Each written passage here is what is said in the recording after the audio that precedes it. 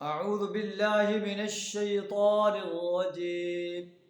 بسم الله الرحمن الرحيم.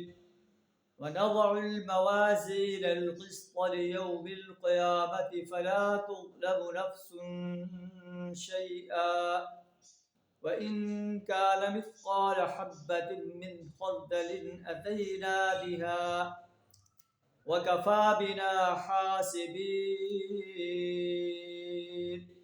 صدق اللہ العظیم.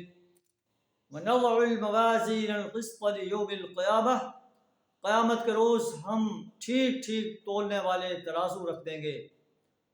فلا تظلم نفس شیئا، پھر کسی شخص پر ذرا برابر ظلم نہیں کیا جائے گا.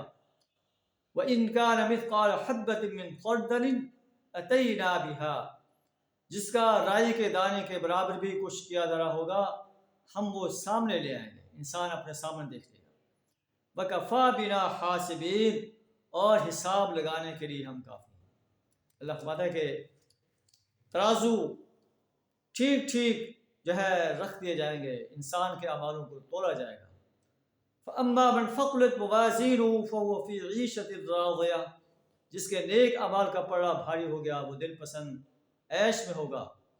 اور جس کے نیک اعمال کا پلڑا خفت موازینہ ہلکا ہو گیا، فَأُمُّهُ ہاویہ، اس کا ٹھکانہ ہاویہ.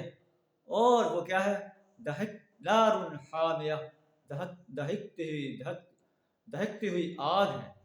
کیا ہم اپنے اعمال، نیک اعمال کے پلڑے کو بھاری کرنے کے لیے کوشاں ہیں یا ہلکا کرنے کے لیے کوشاں ہیں؟